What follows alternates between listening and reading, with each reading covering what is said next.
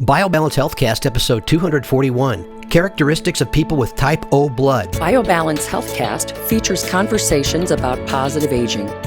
Your hosts are Dr. Kathy Maupin, Medical Director of BioBalance Health and a leading expert in treating symptoms of aging, and Brett Newcomb, a licensed professional counselor. This week we're continuing our conversation about blood types. Blood cells are in the news, and they're really interesting, and there's so much more information that they help generate and provide for us than I ever realized. There was just an article shot across the internet this last week about a new blood test that can identify every virus you've ever had, specifically individually you, in your life history, whatever virus you may have had. And they're excited about it because in the aggregate, when tens of thousands of people have taken this blood test and they have all the accumulated data, they can start to look at that as a marker point, a biomarker, which is part of what we've been talking about in several of our most recent podcasts, to identify viral trends by region, by population, by sex, by racial characteristics, whatever, which goes back to the whole genotyping thing. Right. Science is real. Science, not medicine, is really moving in the direction of learning more and more in the aggregate that we can then use as markers to apply to an individual and say, are you susceptible to this? Do you have this? Or are you safe from having that? And so what they have, you have an offering. You can always get all of your genes tested, which is very, very expensive. And every day, a few more genes are found out that do different things. So they have to keep updating it. They would probably do that on the internet. I don't know. Or you can go all the way to the other side and do a $4 test and find out about your blood type, which would then tell you a lot. And we've discussed this, a lot about diseases that you are susceptible to genetically. And you can order the blood test kit from Amazon. Yeah. They deliver it to your house. It's like you take it yourself. It tells you in 2 minutes' time what your blood type is if you don't already know your blood type. Right. And then there's a book, there are a couple of books by Dr. Peter J. D'Adamo who that talk about blood types and issues around blood types. Diet, best recommended diet for type O, type A, type AB. Things you should never eat. Which is very you're susceptible to. Yeah, it's usually the things you love. In the aggregate. Right. So it's a genetic marker that's that's exactly what we're talking about. It's a genetic marker that's very inexpensive to find out. Yes. Or you could do your whole genome. And what Brett's talking about with the white cells, we're looking at red cells. The white cells have a memory, which no one really thought about. But if you consider the fact that when we have a virus, usually chickenpox, we get it once. Now, why do we get it once? We get it once because our white cells remember that we had it and don't allow us to get that again as long as we have an intact immune system. So how does that relate to shingles? Because old people are always advised to get inoculated against shingles. Okay, so as we get past 70, with we lose our testosterone, of course, by 70. We have a very low level, and our growth hormone goes down by a lot. Those are two hormones that stimulated our immune system and made our immune system reactive. So what happens is when we don't have those hormones, our white cells lose their memory, and we get shingles like from when your the cell phone chickenpox. starts getting a low battery charge and you start dropping apps and phone calls.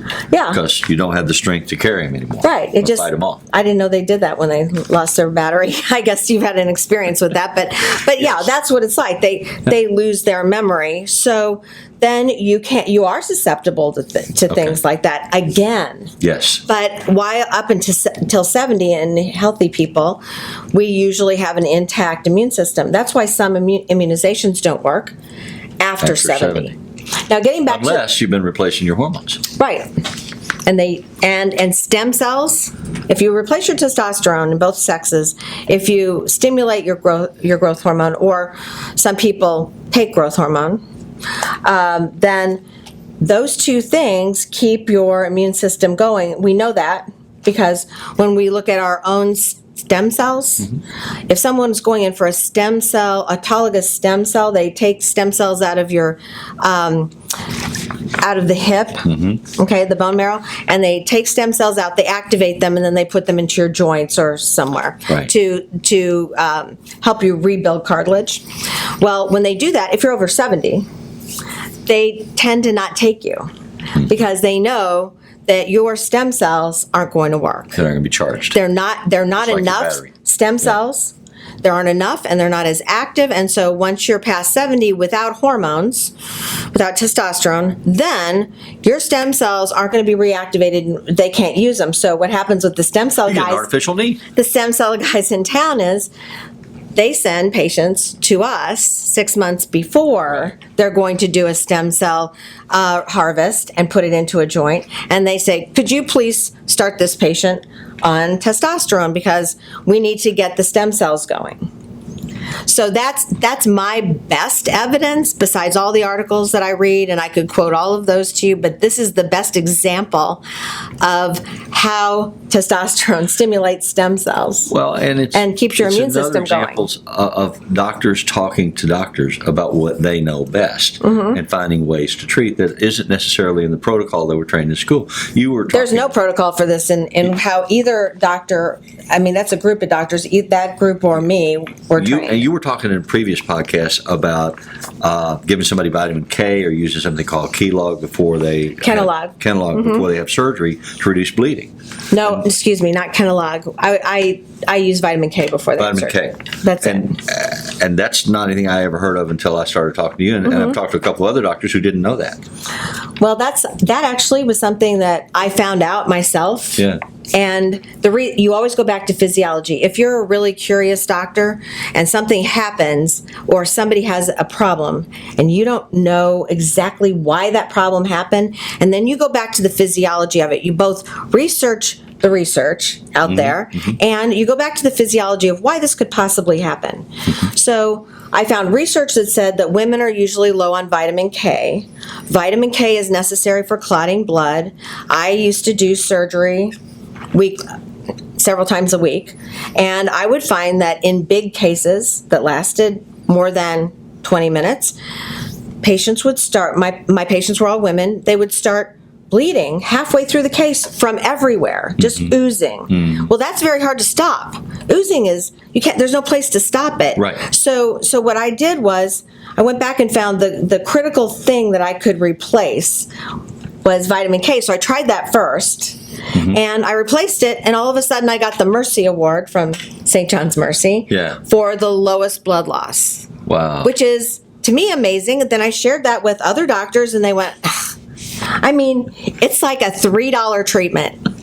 It is the cheapest treatment. They didn't want to think about it, and that's my college of whatever, OBGYN, surgery or whatever, doesn't say that. Well, it's just a vitamin. It's a vitamin we need more of, but we don't eat the right foods. So oftentimes we are low on it. So our blood used it up, and that's why they didn't bleed at the beginning, but they bled at the end. And it wasn't people with weird clotting, because I did all that. I studied all that. I checked all their clotting profile. They didn't have any unusual clotting problems or genetic clotting problems. So in any case, this is how I look at things. I look at them from the research, and I didn't find research on it. And then I look at it from the physiology, and then if it's not going to hurt anything, then I add that, and we had low blood loss. People get better when they don't have much blood loss in a surgical case. Well, they're out of the hospital really fast. Absolutely. It costs less money because you don't have to buy blood. Right. That's why they gave me an award, because I saved them money. Yeah. So that brings us full circle back to our conversation about biomarkers and blood cells and blood tests. Let's talk about the O blood type, which is the original blood type.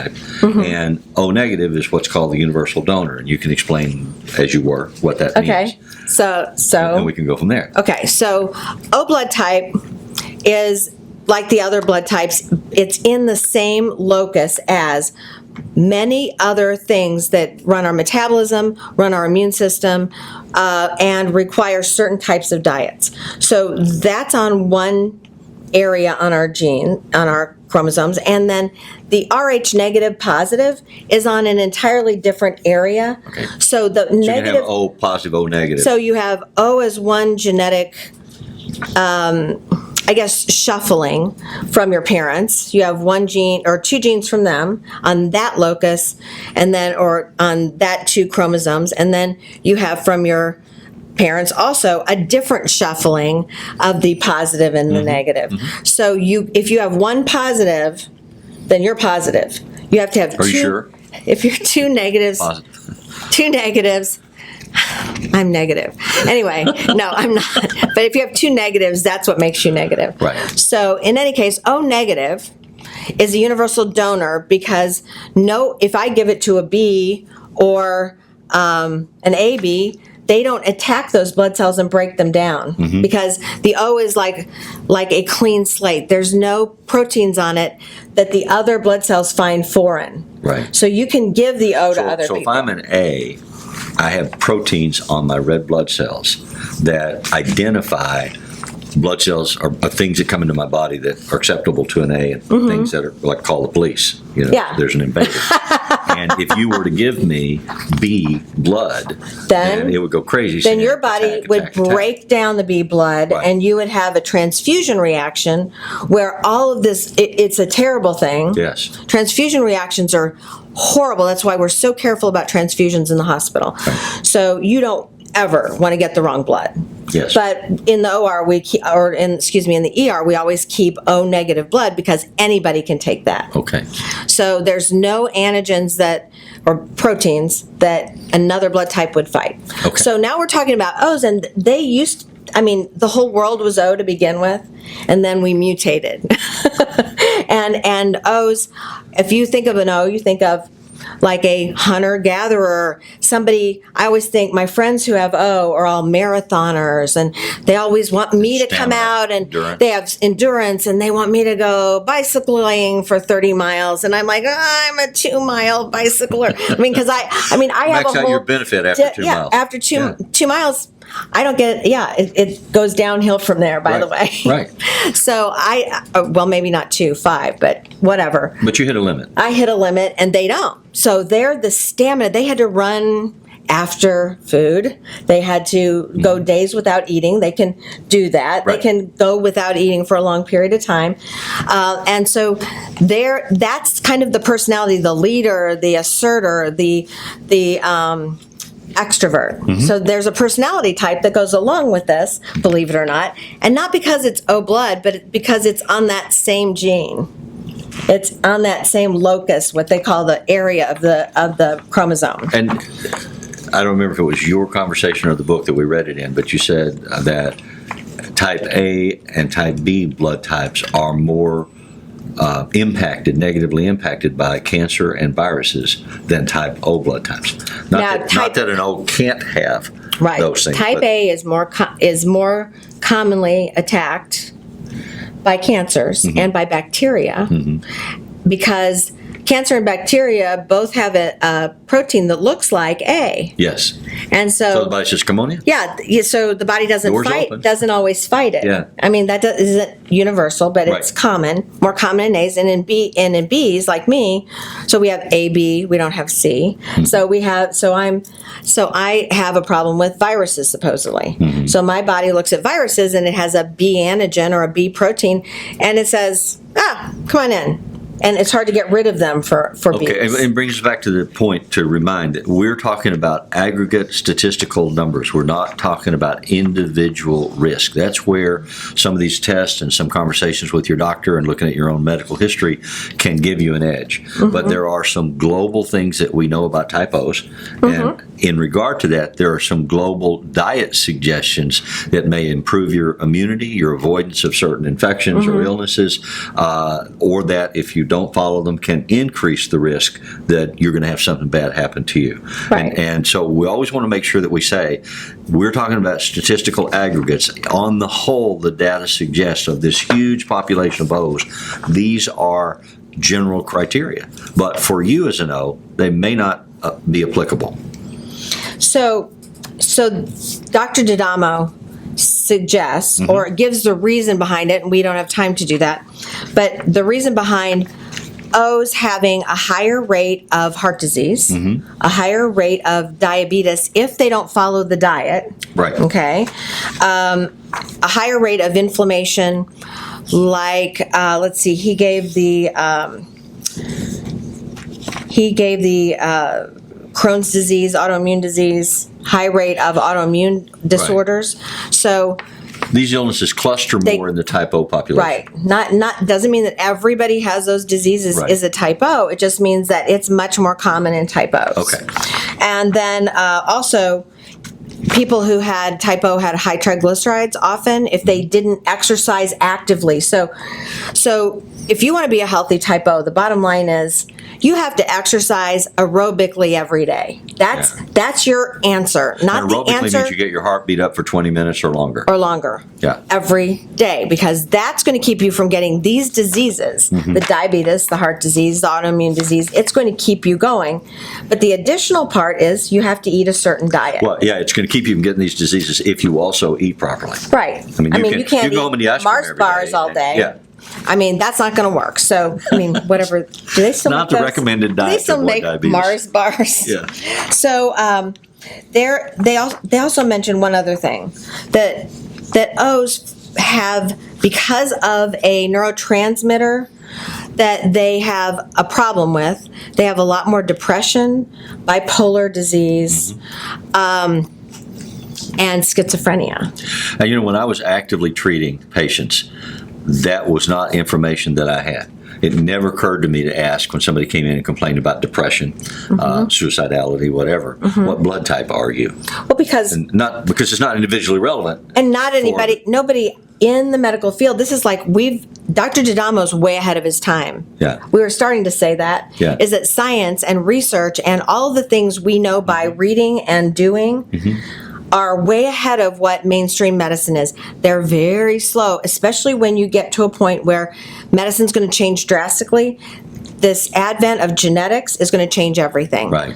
And so we're at the edge of a cliff. For most doctors, that's retraining and relearning, and that's scary. And so they're like, no, we're not doing that. We're not thinking, we're not going to you know? Right. So they have a problem like anybody would when this new information comes to them and they know they're going to have to change everything they do. Yeah. So we're at that landmark time. Turning point. And some of us have jumped over. Well, and we're really And lucky had a to be in St. parachute. Louis because Washington University has the biggest database of complete genotypes in the world. That's right. And they're really accumulating more and more and more. And again, the advantage of having that information when you have a massive database is you can run statistical analyses.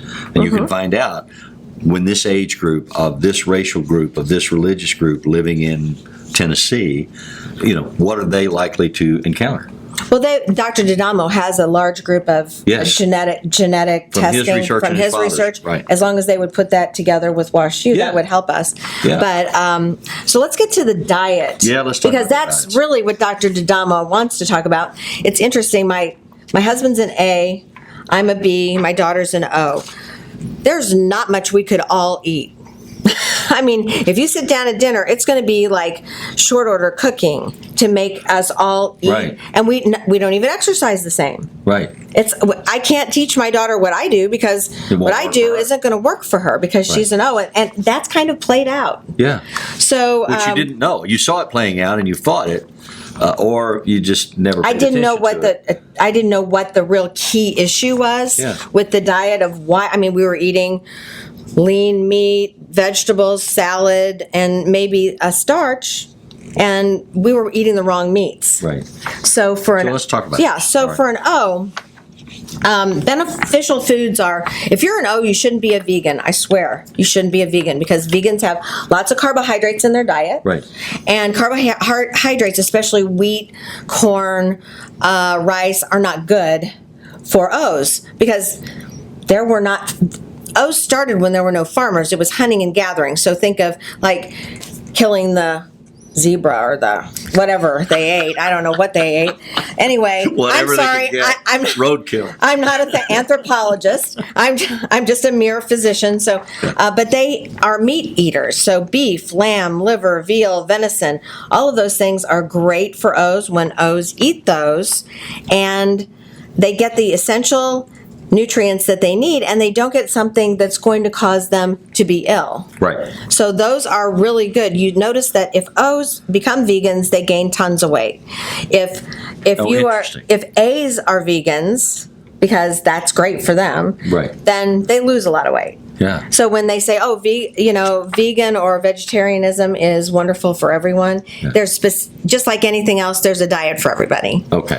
So in this case, beneficial foods would be seaweed, like seaweed salad. Mm-hmm. So they need iodine and kelp.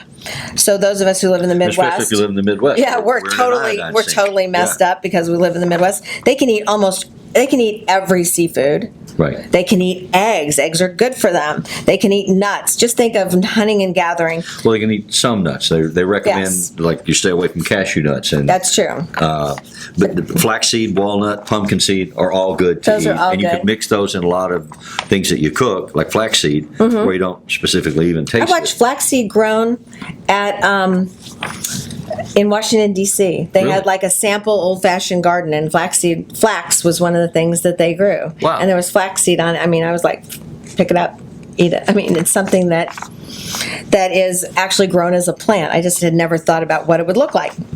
So the O's are the only people that can eat bananas that I know, that I look through all the types. That's good for their That's diet. really to good eat for them. bananas. Yeah, they can Right. eat 'em, but- other people can eat them, but in a It may not restricted be way, good. not so yeah. much. Yeah. That's right. So they can have blueberries, cherries, plums. Tea is good. But then there's some things that they shouldn't eat. Okay. And to put it in categories, O's are not. They're not good at eating dairy. Yeah. And that doesn't mean they're lactose intolerant. just It gonna say means that. that Yeah. dairy causes them to slow their metabolism and gain weight. So dairy is not good for O's. They shouldn't eat wheat, corn, barley. We talked about that. Gluten or popcorn. Everybody thinks popcorn's great for everybody as a diet, but it's really not. I wonder how the distribution of type O's in our community correlates with the distribution of those who have to have gluten-free diets. I have not 'Cause I know that's looked into really that. grown in the Although last- I used to have the blood type of everybody I delivered, because Right. that's something you do, is you do a blood type on everyone. Mm-hmm. But I don't have that now. We're going to start ordering that on everybody. Yeah. Now who comes in. But so the big no-nos are wheat germ, corn, kidney beans, navy beans, lentils of any kind, peanuts, and potatoes. And peanuts is another Yeah. a nut, so Yeah, it's a nut, Again, you yeah. gotta be careful about nuts. So yeah. Yeah.